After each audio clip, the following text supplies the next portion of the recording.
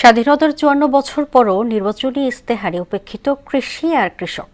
এ সময়কালে কয়েকবার সরকার বদল হলেও ফেরেনি কৃষকের ভাগ্য।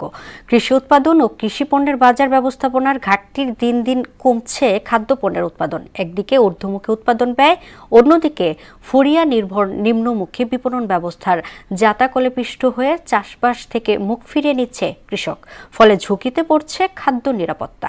এমন পরিস্থিতিতে রাজনৈতিক দলগুলোর নির্বাচনে ইস্তেহারে কৃষিকে অগ্রাধিকার দেওয়ার তাগিদ গবেষকদের। আরিফ হোসেনের ক্যামেরায় উষা ফেরদৌসের রিপোর্ট। কৃষক শুধু খাদ্য উৎপাদনকারী নয়, অর্থনীতি, সংস্কৃতি ও সামাজিক স্থিতিশীলতারও রক্ষক। রাজনীতিতে এই কৃষক অবহেলিত হলে দেশের উন্নয়নও নথিপত্রে সীমাবদ্ধ থেকে যাবে। তাই আসন্ন নির্বাচনে রাজনৈতিক দলগুলোর ইশতেহারে কৃষিখাতকে সর্বাধিক অগ্রাধিকার দেয়া সময়ের দাবি। আবাদযোগ্য জমি দ্রুত হ্রাস, সার, বীজ ও জ্বালানির দাম বৃদ্ধি, জলবায়ু পরিবর্তনের অভিঘাত এবং বাজার ব্যবস্থাপনায় মধ্যস্বত্বভোগীর দৌরাত্ম্য, এই সবগুলো চ্যালেঞ্জে বিপর্যস্ত কৃষি ও কৃষক। আগে আসলো 700 টাকা 800 টাকা বস্তা ইউরিয়া সার, আর এখন হেড হয়েছে 1800 টাকা, সেগুনটা 1800 টাকা। তাই আমরা কিভাবে উৎপন্ন করব ফসল? যে জমিতে দেখা গেছে যে আপনার মিষ্টি লাউটা 2 টন বা 3 টন হওয়ার কথা, সেখানে দেখা গেছে যে 1.5 টন হয়েছে। আগে মনে করেন পাখিপুতি পাইতাম, ধান পাইতাম মনে করেন 20-22 মন পাইতাম, বর্তমানে 10-12 মন পাই। প্যাকেটগুলো কিনছি আমরা 170 টাকা প্যাকেট, তার 200 টাকা প্যাকেট।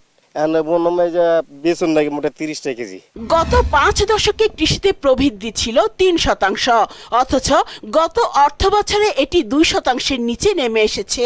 বাংলাদেশ ব্যাংকের তথ্য মতে 2023-24 অর্থ বছরে চাল, গম আমদানিতে ব্যয় হয়েছে $206 কোটি। এমন বাস্তবতায় কৃষি বান্ধব নির্বাচনী ইশতেহারের বিকল্প নেই বলে মনে করছেন সংশ্লিষ্টরা। বাংলাদেশের প্রধান খাত হচ্ছে কৃষি। সো আমরা যেটা চাই, এটা কৃষি বান্ধব যেন ইশতেহার হয়, যেখানে কৃষক তার ন্যায্য মূল্য তার কৃষকের পাবে। বিভিন্ন কীটনাশক এসবের দাম আমাদের অনেক বেশি। কোনো সরকারি কৃষির সেরকম আমাদের যে আশা লক্ষ্য পূরণ সেটা করতে পারে না। তো আমরা চাই কৃষিতে এবার একটা বাস্তবধর্মী প্রতিফলন হোক। পর্যাপ্ত উৎপাদন না হওয়ায় খাদ্যশস্যের আমদানি বাড়ছে, যা অস্থির বৈশ্বিক পরিস্থিতিতে দেশের খাদ্য নিরাপত্তাকে ঝুঁকিতে ফেলছে বলে মনে করেন এই কৃষি বিশেষজ্ঞ।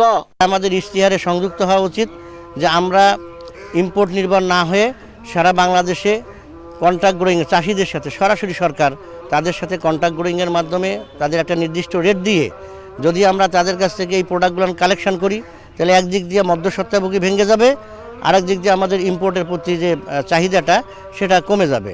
যে পরিমাণ বাজেট দরকার, সেই বাজেটটা কিন্তু ক্যালকুলেশন করে এই ইশতেহারগুলোকে সংযুক্ত করা উচিত। জিডিপির প্রায় 14% কৃষি থেকে এলেও সব সময় খাতটি অবহেলিত বলে আক্ষেপ করেন এই শিক্ষাবিদ। ফার্মারদের এই সমবায় সমিতিগুলোকে যদি আমরা নতুন আঙ্গিকে শুরু করতে পারি, ইফেক্টিভলি শুরু করতে পারি, কোনো ধরনের দল গোষ্ঠীগত প্রভাব ছাড়া, আমাদের ইশতেহারে একটু নির্ধারণ করে থাকা উচিত যে ফার্মাররা যে উৎপাদিত পণ্য উৎপাদন করবে সেটার জন্য সেল করার বা বিক্রি করার তার নিরাপত্তা থাকে।